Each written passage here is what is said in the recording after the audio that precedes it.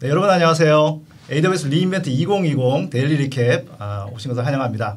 네, 오늘 또 저희가 1시부터 지금 생방송으로 보내드리고 있습니다. 자, 데일리 리캡 여러분들 어떻게 보고 계세요? 저희가 매일 새로운 서비스 요약도 해드리고 또 딥다이브하는 시간도 갖고 있는데 오늘 또 아주 알차고 재밌는 시간을 잘 준비를 했습니다. 네, 기대해 주시고요. 이제 뭐 이번 주에 이제 어떤 일이 벌어지고 있는지 리인벤트 진행되는 거를 같이 잠깐 살펴보면 오늘 데이터 분석 관련한 딥다이브 시간 그리고 이제 히로 토크 매주 목요일마다 만나는 히로 토크 김성훈 교수님하고 오늘 한번 해보도록 하겠습니다. 자, 그리고 실제 그 많은 분들이 이 영상 라이브 못 보는데 언제 올라오냐 너무 많은 분들이 빗발치는 그런 요구가 있습니다. 그래서 지금 유튜브로 지금 올라가고 있는 중입니다. 네, 여러분들에게 그 전에 못 보신 거 있으시면 지난주 방송들은 유튜브에 올려놨거든요. 네, 보시고 오늘 하는 방송, 어제 오늘 그리고 내일 하는 방송은 주말에 저희가 올릴 예정입니다. 주말에 쉬시면서 보시라고 주말에 올려드릴 예정입니다. 그래서 못 보신 분들은 또 주말에 보고 또 보고 네, 그렇게 하시면 될 것 같습니다. 제가 항상 이 방송 시작하면서 Run and be curious 중요하다고 그러면서 맨날 공부하라고 그러니까 사람들이 왜 이렇게 공부를 하라는 얘기를 많이 하냐, 그만 좀 공부를 하라는 얘기 그만 좀 해라 이런 얘기를 많이 하셔가지고 공부하는 얘기 좀 오늘은 안 하고 좀 공부도 하시고 좀 즐길 수 있는 것도 몇 가지 좀 소개를 해드리려고 합니다. 그래서 저희 리인벤트 웹사이트에 가시면 그 메뉴에 왼쪽 메뉴에 보면 플레이라고 하는 그 메뉴가 있고요. 그 플레이 안에 이제 다양한 그 프로그램들이 들어 있어요. 온라인으로 할 수 있는 뭐 예를 들어서 멍 때리기 뭐 이런 거 있어요. 멍 때리기 실습 이렇게 하는 코스가 있거든요. 외국 사람들 그런 거 좋아하는가 봐요. 스피치리스라고 해가지고 그런 것도 있고 이제 음악 듣는 디스크 잡기 음악 듣는 것도 있고 아주 재밌는 여러 가지 코너들이 있습니다. 한국 분들은 뭐 이제 음주 가무 그다음에 뭐 이런 거 좋아하는데 외국 사람들은 뭘 좋아하는지 뭐 하고 노는지 좀 그걸 보시면 좀 도움이 되실 것 같아서 소개해드리고요.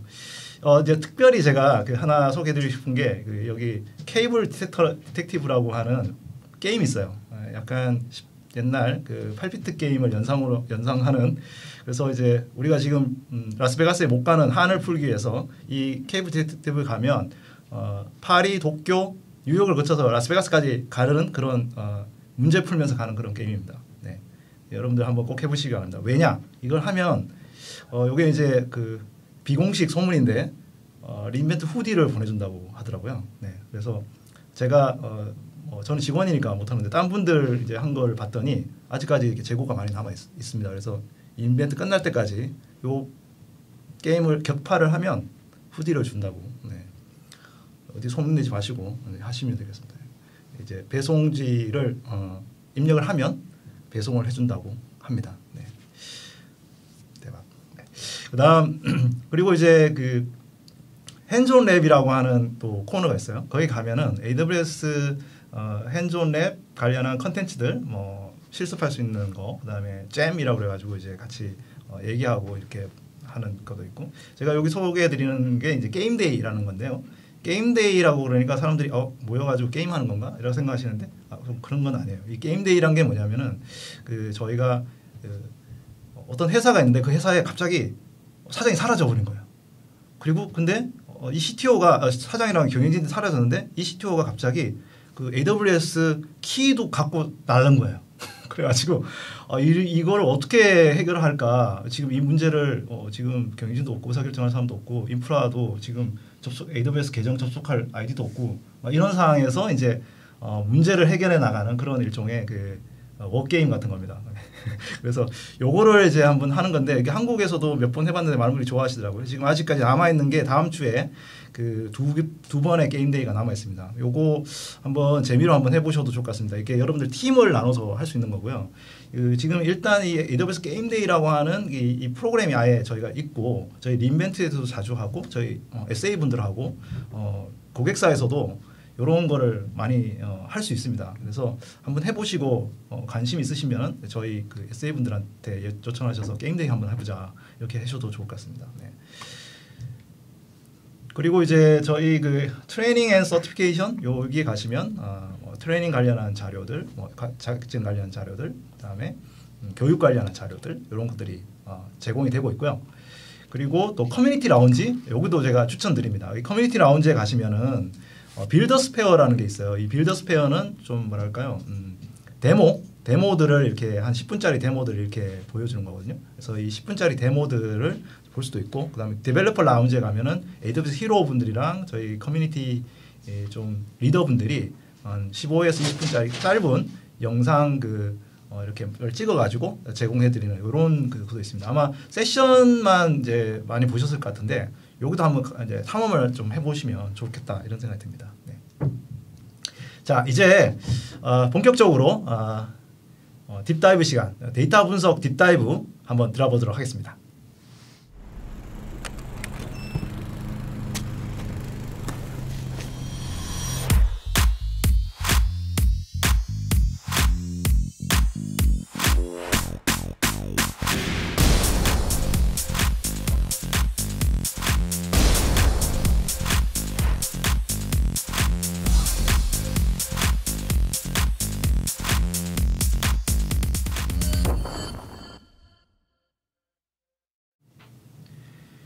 네, AWS 리인벤트 2020 딥다이브 신규 서비스 알아보는 시간입니다. 오늘은 데이터 분석 분야를 집중적으로 탐구하는 딥다이브 시간입니다.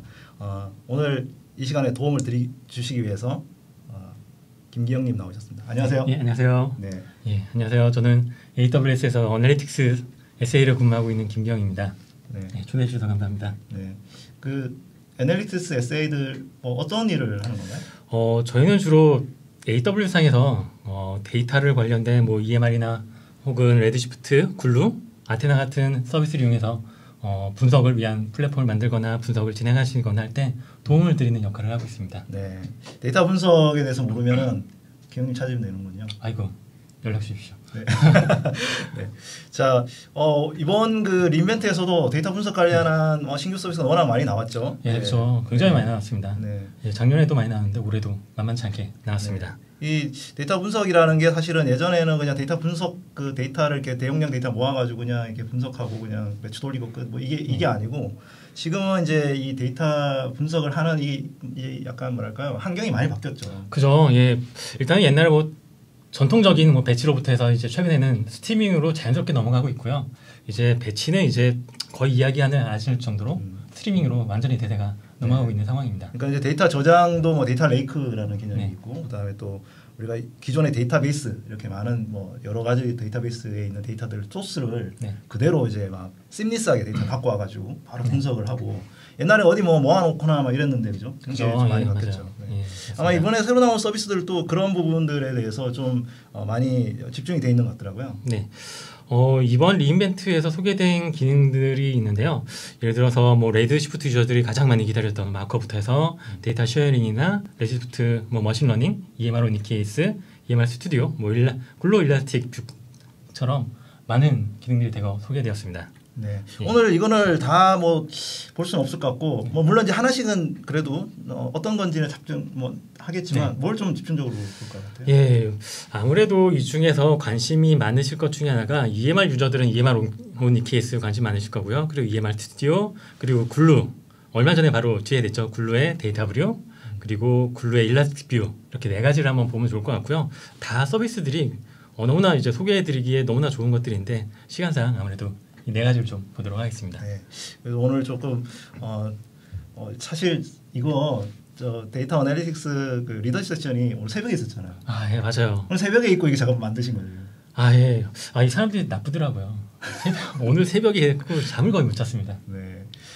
이게 사실은 서비스 출시가 저희가 이제 참 준비를 많이 오랫동안 하지만 막판까지 사실은 서비스 하시는 분들은 아마 다 아실 것 같아요. 막판까지 변화가 좀 있고 그다음에 좀 뭔가 고객들한테 좀 더 좋은 거를 만들기 위해서 저희가 막판까지 열심히 하고 있는데 오늘 또 화이팅 부탁드리겠습니다. 네. 먼저 그러면은 EMR부터 좀 살펴볼까요? 네, EMR부터 보도록 하겠습니다. EMR 같은 경우에는 어널리틱스 서비스 중에서도 가장 많이 이용되는 서비스죠. 2009년에 첫 출시 이후에 지속적으로 다양한 기능을 추가하고 성능을 향상시키고 있습니다. 예, 먼저 EMR의 성능 부분을 좀 먼저 말씀드리도록 하겠습니다. EMR의 성능을 이야기하면은 저희가 꾸준히 스팍의 성능을 향상시켜 왔는데요. 예를 들어서 5.28 버전 같은 경우에는 스팍 런타임이 일반적인 런타임보다 2.6배 정도 성능이 향상됐고요. 이번에 6.1 버전에서 스팍 3.0에서는 모든 쿼리가 개선됐고 최대 1.7배까지 빠른 성능을 보여주었습니다. 그리고 EMR 스팍 런타임 같은 경우에는 오픈소스 스팍 API와 100% 호환이 되기 때문에 기존 코드를 고치실 필요 없이 그대로 성능을 향상시키실 수 있습니다. 그러니까 요즘에 사실은 EMR에서는 스팍이 다다 이렇게 보면 되죠. 아예 뭐 다는 아닙니다. 아주 많은 부분을 차지하고 있긴 합니다. 아 그런가요? 네. 예, 다음으로는 프레스토를 얘기를 드렸을 것 같은데요. 좀 전에 이제 스팍 런타임이고 이번엔 프레스토 런타임입니다. 5.30 버전 이상에서 이제 프레스토 DB의 런타임이 향상이 있었는데요. 보시는 내용은 EMR 프레스토 DB 런타임이 포함된 5.31 버전과 포함되지 않은 5.29 버전을 비교한 내용인데요. 최대 2.6배까지 성능 향상이 있었습니다. 물론 프레스토 DB도 API가 오픈소스 버전과 100% 호환되기 때문에 역시 애플리케이션을 바꾸지 않으시고도 성능 향상을 이루실 수 있습니다. 그리고 서울 이전에는 아직 릴리즈가 되지 않았긴 합니다만 EMR EC2에 M6G, C6G, R6G 인스턴스를 지원하기 시작했습니다. 이들은 6세대 인스턴스들이죠. 그렇죠. 6세대 인스턴스들은 그래비톤2 프로세서로 작동이 되는데요. 예를 들어 M6G 같은 경우에는 스팍 워크로드가 최대 15% 성능이 향상됐고요. 비용도 30%가 절감이 되었습니다.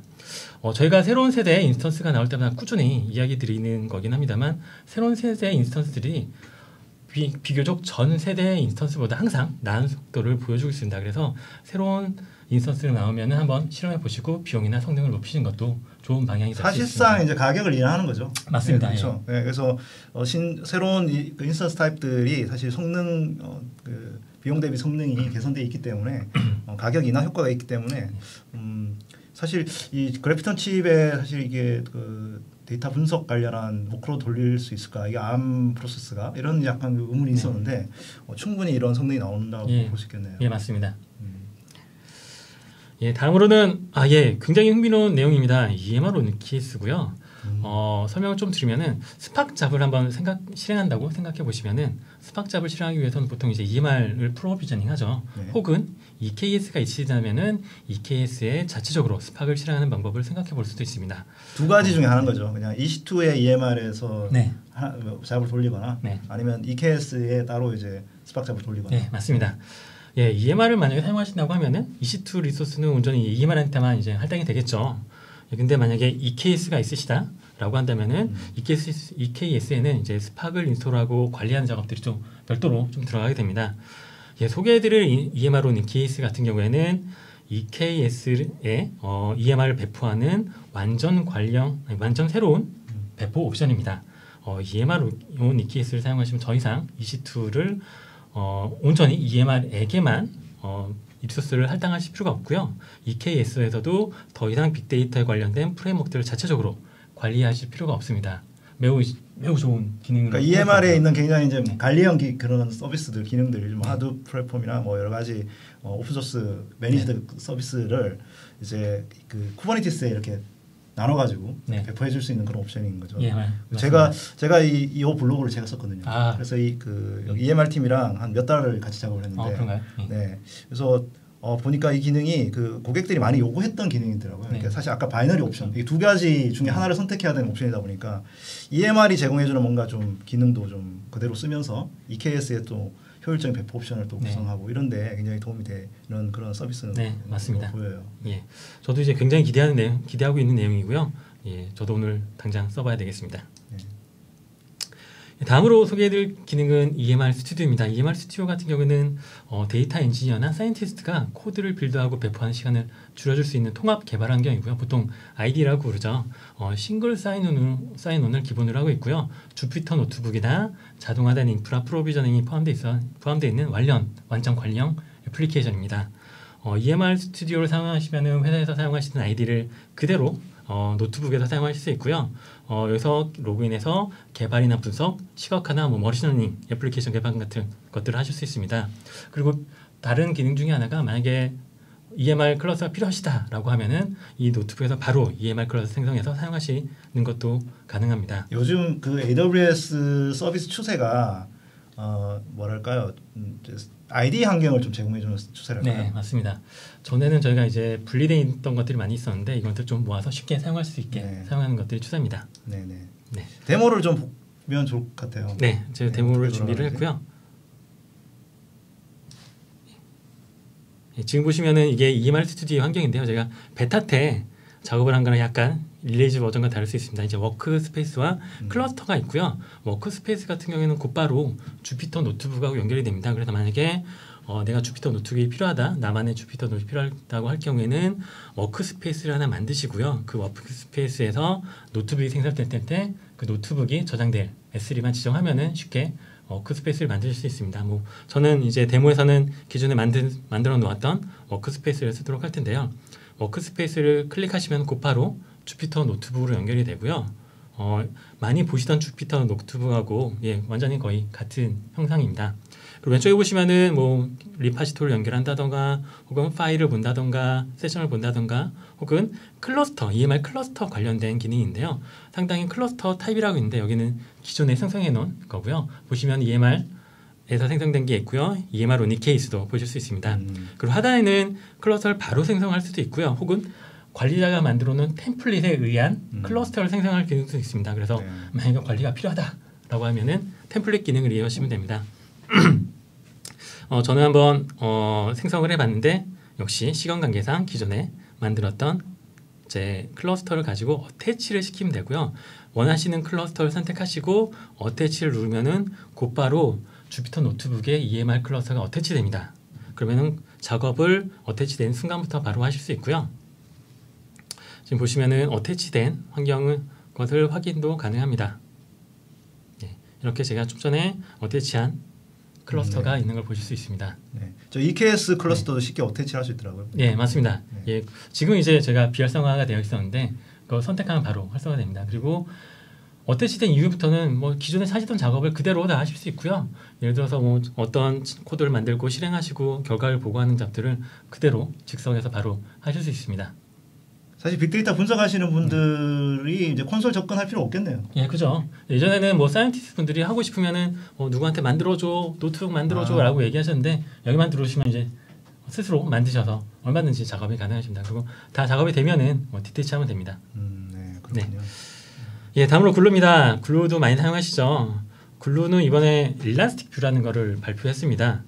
일라스틱 뷰는 SQL이나 글루 스튜디오를 이용해서 각각의 데이터 소스로부터 데이터를 추출하고 메탈라이즈드 뷰를 만들어서 타겟에 데이터가 지속적으로 적재될 수 있게 만들어줍니다. 니어 리얼타임으로 적재할 수 있기 때문에 ETL을 따로 만들거나 제3자 툴을 이용하지 않고도 쉽게 이용하실 수 있습니다. 현재 프리뷰에서는 소스로는 다이나모DB, 타겟으로는 엘라스서치 S3, 레드시프트를 지원하고 있습니다. 앞으로 소스가 더 늘어날 예정이고요. 간단히 데모를 준비했습니다. 네. 데모로 봐야 뭔가 좀 그죠. 손에 잡히는. 맞습니다. 역시 봐야죠. 지금 보시면 제가 테이블은 이제 데이터 소스로부터 어떤 다이나모DB 테이블을 쓰겠다라고 지정을 하고요. 그럼 바로 생성되는 건 아니고요. 이렇게 생성된 테이블을 액티베이트 시켜야지만 바로 사용이 가능합니다. 그래서 액티베이트하는 과정을 한 번 더 거치셔야 되고요. 이제 테이블이 액티베이트 되면은 여기서 뷰를 만드실 수 있습니다. 그러면은 뷰는 예를 들어서 뭐 전체 데이터를 가지고 할 수 있지만 특정 컬럼만 가지고도 할 수 있잖아요. 그래서 특정 컬럼만 가지고 SQL 문법처럼 여기 보시면은 파티클인데요. SQL 문법과 거의 같은 문법을 사용하셔서 뷰를 만드실 수 있습니다. 그럼 뷰도 마찬가지로 만드신 이후에 액티베이트 하는 과정을 한번 거쳐야 되고요. 액티베이트 하신 이후에는 하단에 보시는 것처럼 맨 오른쪽에 타겟이라고 있죠. 그러면 이 뷰를 어디다 동기화시킬 건지 그 타겟을 설정하셔야 됩니다.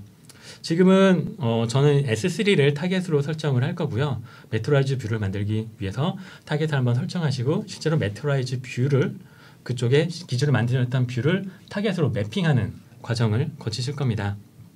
예, 지금 보면은 로케이션 S3이기 때문에 어디다 저장할 건지 그리고 네임은 어떻게 할 건지 그런 걸 저장하는 거요. 지금 제가 오류가 났는데 이거는 소스의 데이터 타입과 타겟의 데이터 타입이 맞지 않을 수 있습니다. 그래서 이런 것들은 파티클을 통해서 데이터 타입을 캐스팅하는 과정을 거치시고 그 이후에 캐스팅이 완료되면 체크해 보시고 완료하시면 그대로 데이터가 타겟으로 넘어가게 되고요. 네. 타겟 같은 경우에는 데이터가 지속적으로 한번 연동이 된 이후에는 지속적으로 데이터가 동기화되기 때문에 특별히 신경 쓰지 않고도 지속적으로 데이터를 받아보실 수 있습니다.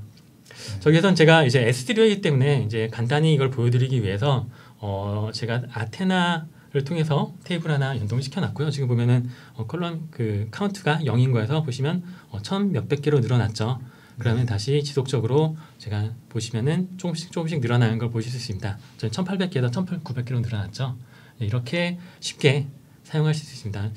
실제로 릴리즈에는 많은 분들에게 도움이 될 것 같습니다. 기존에 이제 AWS 글루에서 이제 ETL 작업을 하면은 약간 좀 복잡하고 콘솔도 좀 이렇게 네. 친숙하지 않고, 예, 맞습니다. 이제 데이터가 있을 경우에 다른 데로 이렇게 좀 작업을 해서 넘길 때 도움이 될 것 같네요. 네, 많은 도움이 될 것 같습니다. 다음으로는 글루 데이터 브루입니다. 리인벤트 약간 전에 소개가 됐죠. 블루 데이터 브루 같은 경우는 데이터 분석가가 시각적 인터페이스를 사용하여 데이터를 쉽게 정리하고 전개할 수 있는 기능을 제공해 줍니다. 이 데이터 브루를 이용하시면은 데이터를 준비하는데 걸리는 시간은 최대 80%까지 줄일 수 있고요. 데이터 레이크나 데이터 웨어하우스, 데이터베이스에서 직접 데이터를 시각화하고 정규화할 수 있습니다. 네. 내장된 트랜스포메이션 기능만 250개가 넘기 때문에 굉장히 쉽게 할 수 있습니다. 제가 이게 지금 데모를 준비하긴 했는데요. 한번 볼까요? 네. 좀 넘기면서 봐야 될 것 같습니다. 제가 시간 이게 좀 길다 보니까 일단 소스를 먼저 선택하시고요. 저 같은 경우는 이제 S3에서 데이터를 가져왔는데요. 이걸 가져다가 데이터 소스로 만드시고요. 그럼 여기가 데이터 셋으로 이게 등록이 됩니다. 그런 이후에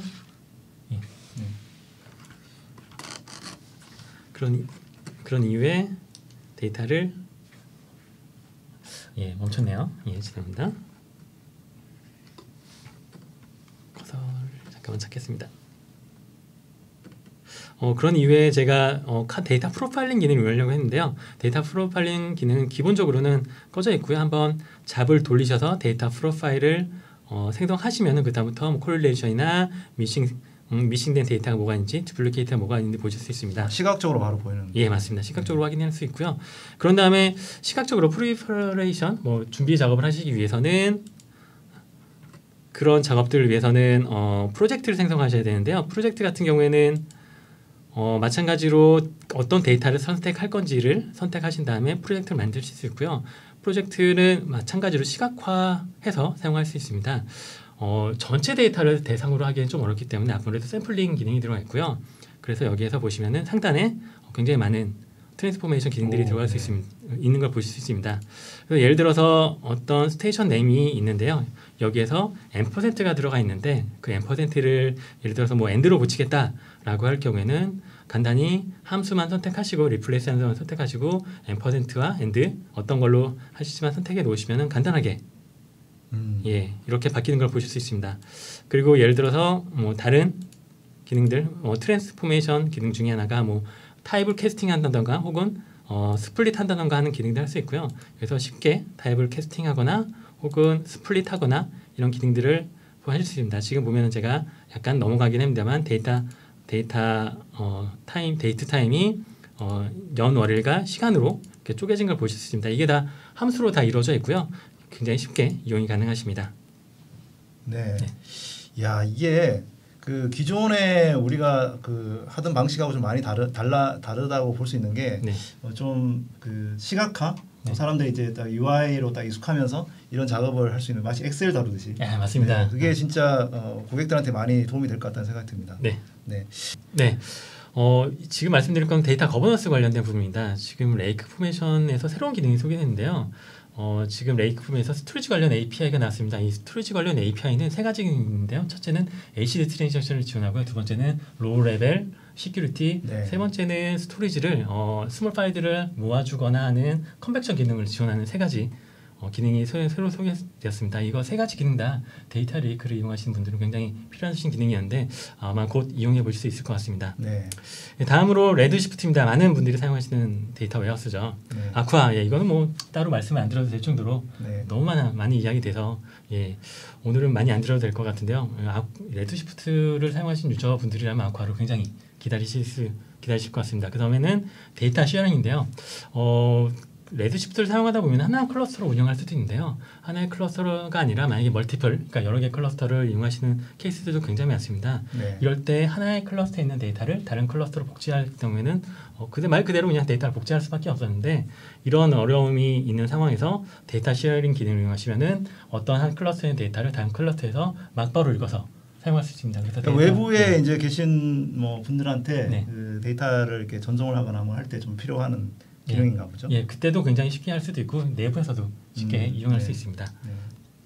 예, 다음으로는 레드시프트 머신러닝의 기능입니다. 이거는 이미 소개가 한번 됐었던 걸로 제가 알고 있는데요. 맞아요. 네, 어제 머신러닝 키노트에서 사실 많이 다뤘던 거가 지금 현재 그 머신러닝 기능 자체가 데이터베이스를 사용하는 사람들, 그다음 BI를 쓰는 이제 일반 데이터 분석가들한테도 이 머신러닝 기능을 확대해주고 있다. 이게 저희가 지금 그 인공지능 하는 파트뿐만 아니고 지금 데이터베이스, 그다음에 데이터 분석하는 모든 팀이 같이 코어업으로 이걸 지금 이제 하고 있는 거라서 어제 이게 출시됐더라고요, 머신러닝. 예, 맞습니다.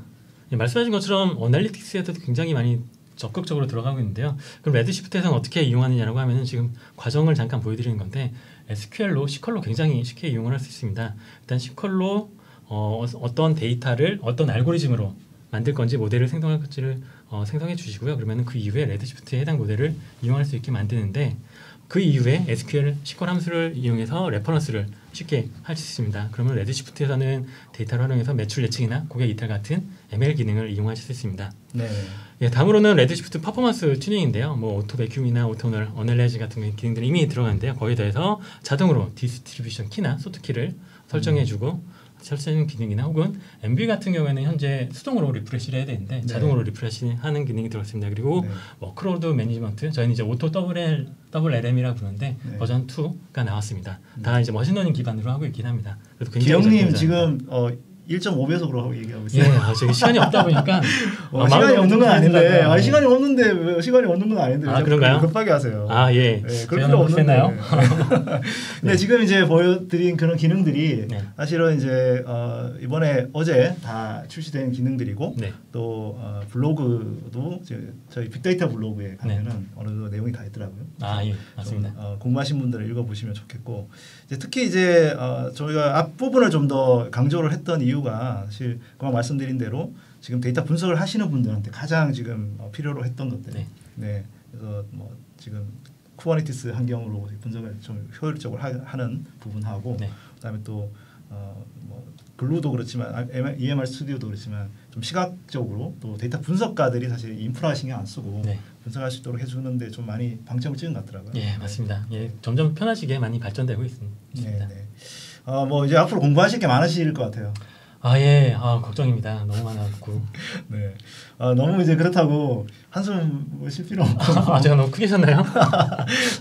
근데 저희가 이제 저희가 늘 말씀드리는 거지만 AWS가 이렇게 많은 기능을 만드는 이유가 또 저희 고객분들이 또 요구를 했기 때문에 그렇죠. 그래서 이렇게 꼭 필요한 어떤 기능이 있으신 분들한테는 이런 기능들 하나하나도 다 이제 도움이 되지 않을까 싶고요. 그렇습니다. 또 이제 잘 모르셨거나 궁금하신 분이 있으면 또 이제 기영님 찾아서 물어보면 되는 거죠.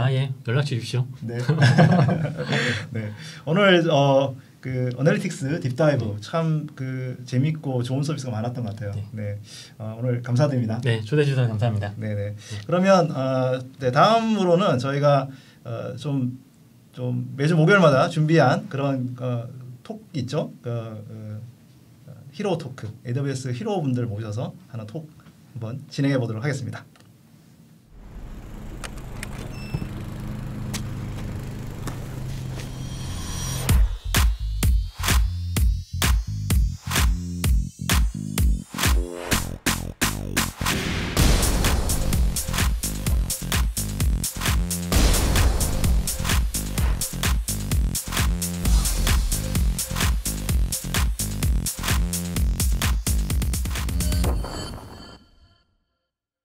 네, 안녕하세요.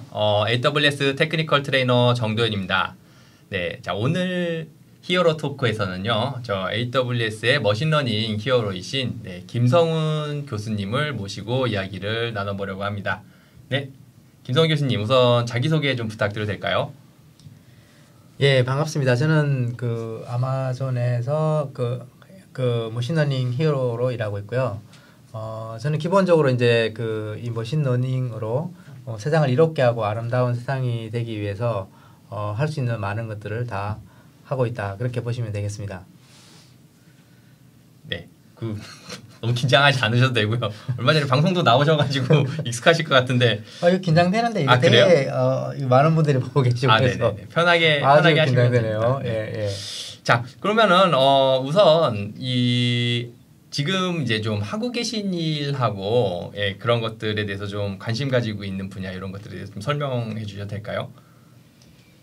예, 뭐 제가 한 일 중에 그 보시면은 뭐 이런 수업이 있어요. 머신러닝 이런 수업이 있는데 그 많은 분들이 찾아와 들어주셨고 또 많은 분들이 좋아해 주셨는데 머신러닝 처음 입문하시는 분들이 이제 좀 많이 들어주시면 참 좋을 것 같아요. 네, 이게 굉장히 유명한 수업이죠. 이제 모두를 위한 딥러닝이라고 하는 수업이고 기본적인 어떤 머신러닝에 대한 기초 지식이 없더라도 누구나 들어가서 처음 아주 기초부터 배울 수 있게 잘 구성되어져 있고 또 무료이고 또 누구나 온라인상에서 볼 수 있도록 돼 있어서 인기가 상당히 많습니다. 지금 이제 사실 이제 전 직장이죠. 클로버 AI에 이제 계셨던 걸로 이제 알고 있는데 혹시 그때 하셨던 일 같은 거 잠깐만 좀 소개해 주실 수 있을까요? 예, 뭐 클로버에 있을 때 그 뭐 제가 처음에 말씀드린 것처럼 인공지능으로 많은 사람들을 즐겁게 해주고 또 이롭게 하는 일을 하는 거를 많이 했는데요.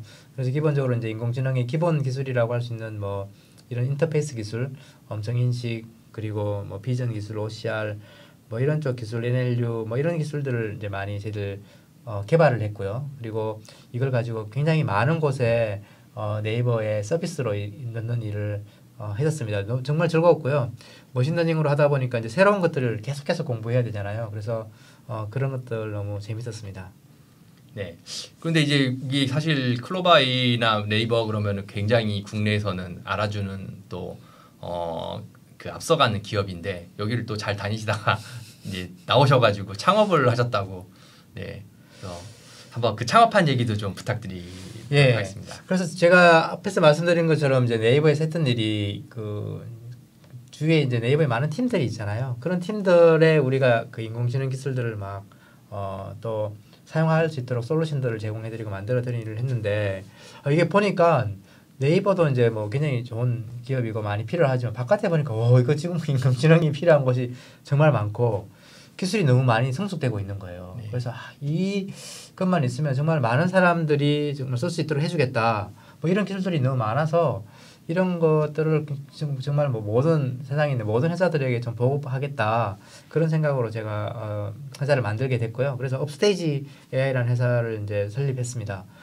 제가 이런 취지를 이제 이야기를 했더니 정말 많은 분들이 이런 취지에 공감해 주셨어요. 정말 그렇지. AI가 이제 막 성숙되고 있고 정말 들어가기만 하면 어떤 사업을 만들어낼 수 있는 영역들이 많은데 정말 해보자 같이. 그래서 뭐 이활성님이라든지 박원정님 유명한 분 이런 분들이 많이 같이 해주셨고 또 뭐 보시면 조경현 교수님이라고 굉장히 유명한 분도 계신데 우리가 이런 일을 할 겁니다라고 했더니 무려 3분 만에 바로 정말 같이 해야겠다라고 말씀 주신 정도로 이제 이런 뜻을 같이 하는 분들이 많고 그래서 좋은 분들하고 같이 일하게 되었습니다. 네. 이 사실 이제 여기 모이신 분들이 엄청나게 쟁쟁한 분들이신데요. 네, 앞으로도 좀 많은 기대가 됩니다.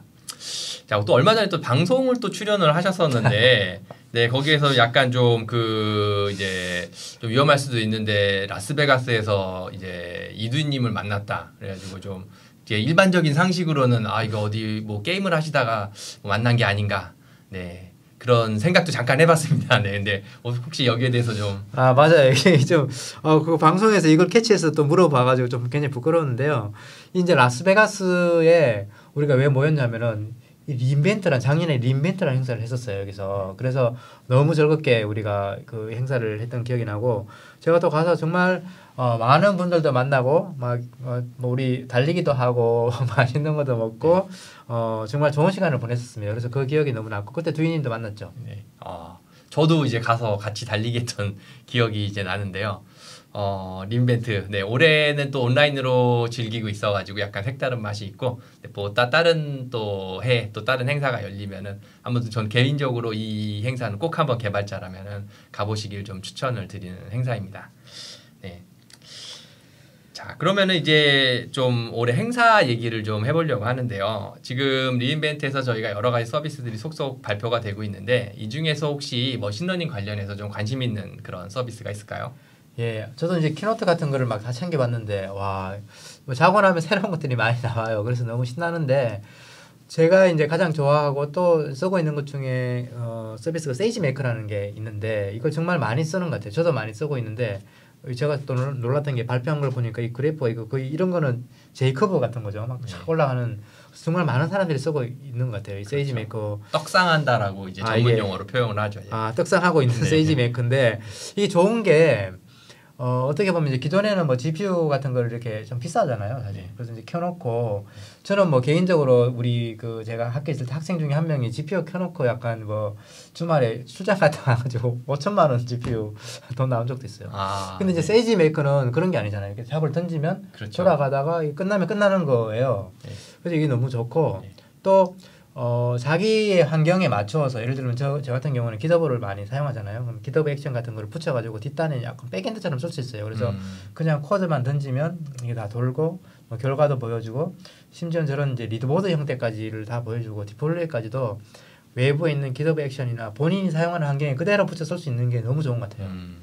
사실 이 머신러닝 관련된 여러 가지 기법이나 프로세스들이 비교적 역사가 좀 짧잖아요. 그래가지고 이제 새로운 것들이 많이 나오고 있고 또 보면 사람들이 생각하는 게 좀 대부분 비슷비슷한 것 같아요. 사실은 이제 얼마 전까지만 해도 이제 김성훈 교수님이 직접 이거에 해당하는 기능을 구현하려고 하셨었잖아요. 이제 깃허브 액션즈 가지고. 네, 이제 그랬던 것도 있고 또 다른 사람들도 비슷한 걸 좀 많이 만들려고 했던 기억이 납니다.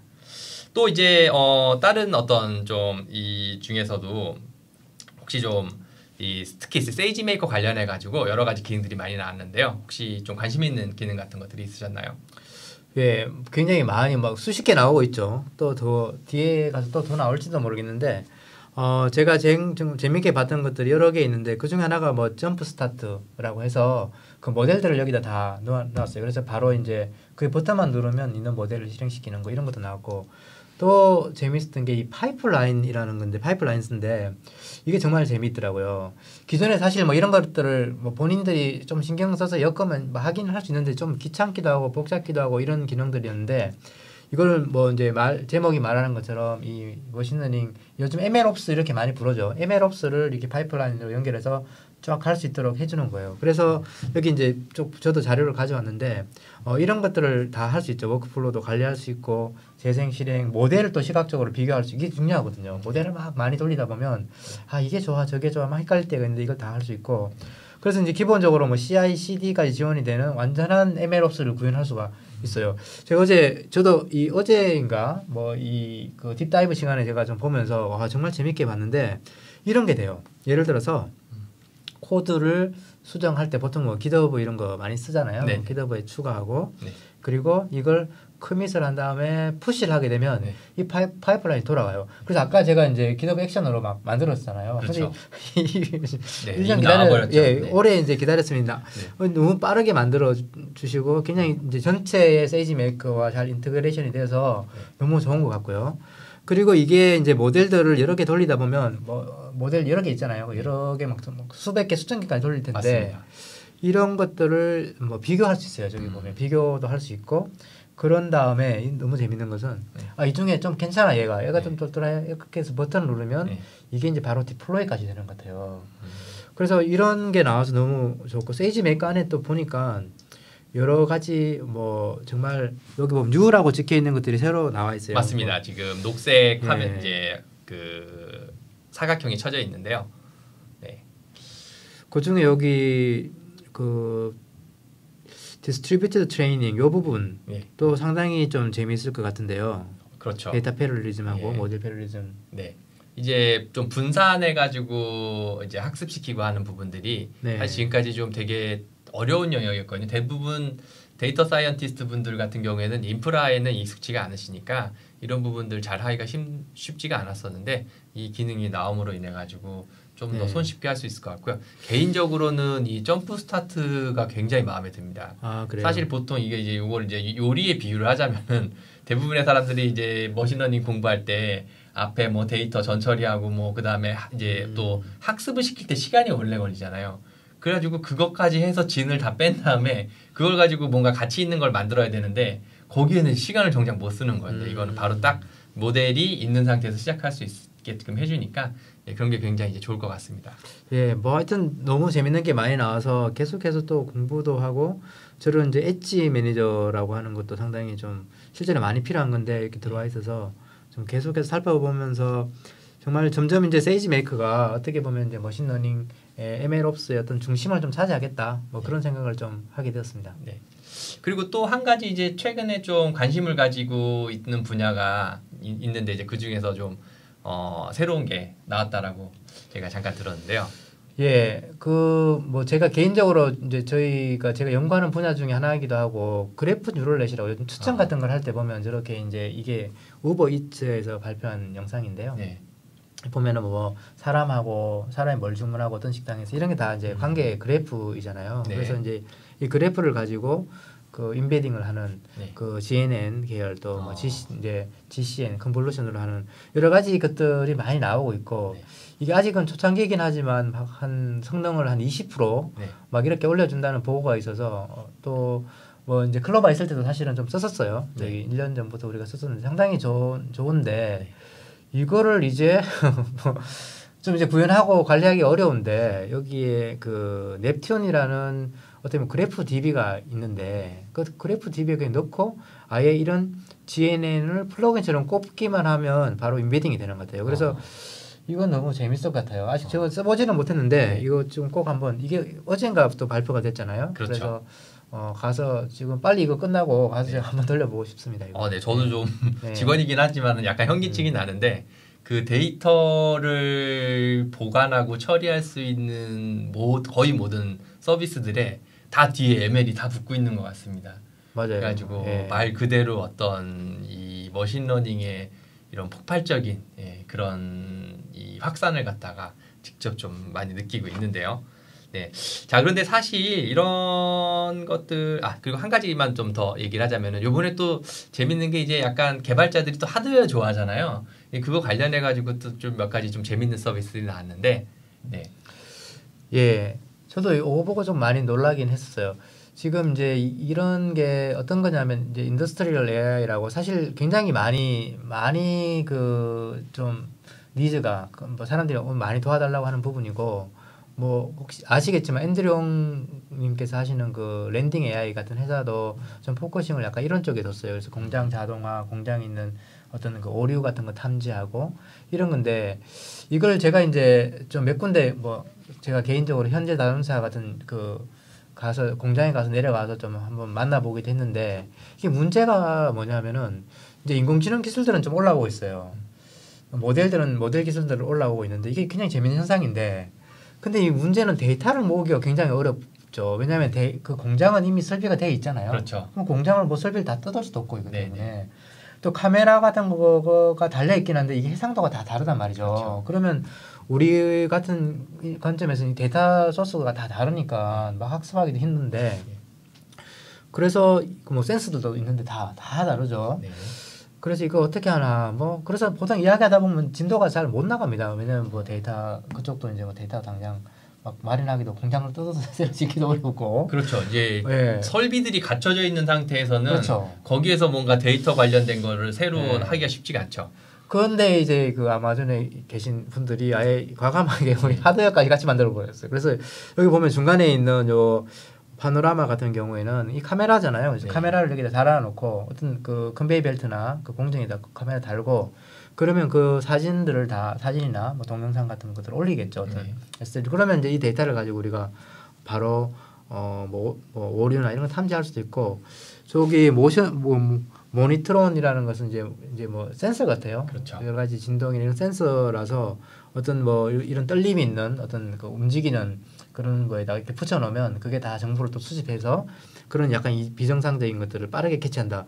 너무나 좋은 아이디어고 제가 찾아봤더니 이게 가격도 한 600불인가 뭐 네. 이렇게 하면 좀 세일을 하겠죠 크리스마스 때. 개인이 구입하기엔 조금 부담이 되긴 하는데 예. 이거가 처음 발표가 됐을 때 네, 사실 네. 이제 유저 그룹 안에서 사람들이 야 이거 되게 괜찮아 보이는데 네. 이거를 우리가 이제 공장을 가지고 있는 건 아니잖아요. 개인 레벨에서 그렇죠. 기계가 아니라 이걸 내 몸에 붙여보고 싶다. 그래서 건강에 이제 헬스 체크를 해보고 싶다. 그런데 이제 거기에 이제 나중에 결론은 사람은 기계처럼 항상 일정하게 움직이지 않기 때문에 이걸로 몸의 이상을 좀 탐지하기는 어렵지 않을까. 뭐 머신러닝은 데이터가 많다면은 네. 그런 것도 뭐 할 수 있을 것 같아요. 그럴까요? 이거 지금 몇 개가 들어있어요. 4개, 예, 5개. 맞습니다. 그러니까 공부해서 한 개씩. 공구에서 하나씩 여기서 붙여가지고 좋은 아이디어 같습니다. 예, 해볼 수도 있을 것 같네요. 네. 혹시 관심 있는 분들 김성희 대표님한테 연락 주시고요. 네. 또 한 가지 네. 이제 마지막에 데브옵스 그루라고 하는 게 이제 있는데 이 데브옵스 그루 같은 경우에는 이제 데브옵스 파이프라인을 만들고 여기에서 얻어지는 여러 가지 수치들을 이제 좀 이제 이상치가 발생했을 경우에 예를 들면 빌드가 너무 시간이 오래 걸린다든지 아니면 뭐 테스트가 뭔가가 평소에 나오는 수치랑 다른 수치가 나온다든지 뭐 이런 것들을 갖다가 감지해 줄 수 있는 것까지 나와서 굉장히 이제 지금 말 그대로 거의 전 분야에서 데브옵스 뭐 데이터 뭐 이런 분야에서 다 머신러닝이 도입되고 있는 그런 느낌입니다. 자 이제 지금까지 사실 이제 서비스라든지 김성훈 교수님이 이제 해오셨던 일 같은 것들을 좀 쭉 한번 얘기를 봤었는데 사실 이 방송을 보시거나 하시는 분들 중에 AWS를 지금 쓰고 계시거나 개발하시는 분들이 많단 말이에요. 근데 이분들이 자 이제 내가 머신러닝도 좀 지금부터 좀 공부해야 될 것 같아라고 하면은 어떤 방법이 있을까요? 그렇죠. 우선 뭐 망설이신다면 망설일 필요가 없습니다. 머신러닝은 이제 반드시 공부해야 될 분야고요. 그리고 이제 지금 이제 단계가 어떤가에 따라서 좀 다를 수 있겠죠. 뭘부터 해야 될지. 근데 이제 막 머신러닝 공부를 시작하시는 분이라면 저는 이제 인터넷에 굉장히 리소스가 많이 있어요. 들어보셨던 모두를 위한 딥러닝 이런 수업도 있고. 그래서 이런 거 막 들으시면 금방 쉽게 캐치업이 가능하시고요. 만약에 이제 그런 걸 듣고 좀 모델을 구축하고 적용하고 싶은 분들은 이런 환경들 좀 세팅하는 게 좀 필요해요. GPU 뭐 이런 거 필요한데 이런 걸 혼자 하지 마시고 세이지메이커 같은 거 바로 사용하시면 빠르게 할 수가 있고요. 이걸 가지고 사업화를 진짜 할 게 너무 많아요. 사업할 게 많고 쓸만한 기술들이 많은데 이런 도움이 필요하시면 저희 이제 업스테이지에 연락을 하시면 됩니다. 네. 예. 그리고 제가 끝나기 전에 뭐 광고 하나.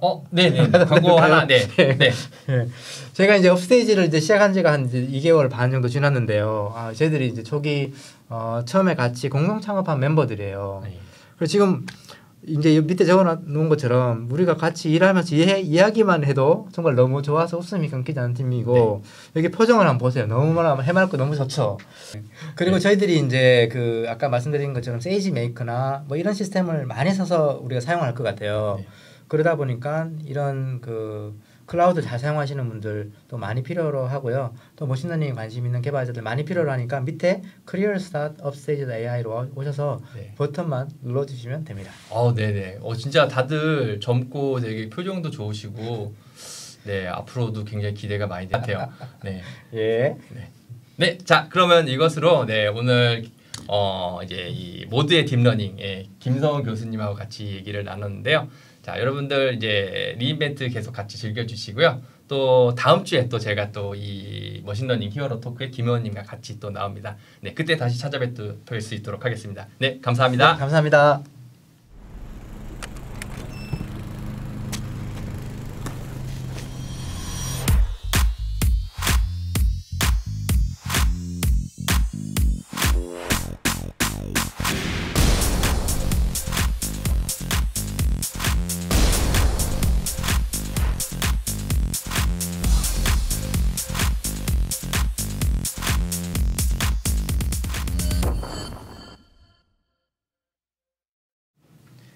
네, AWS 히어로 토크 김성훈 교수님하고 함께했습니다. 정말 멋진 도전을 하고 계시죠. 네, 우리 모두에게 딥러닝을 소개해주시고 또 네이버에서 인공지능의 수준을 한 단계 좀 높여주시고 이제는 모든 사람의 사업의 수준을 높여드리기 위해서 이제 창업을 하셨는데 앞으로 좋은 결과가 있고 또 많은 분들에게 도움이 되는 그런 회사가 됐으면, 그런 스타트업이 됐으면 좋겠습니다.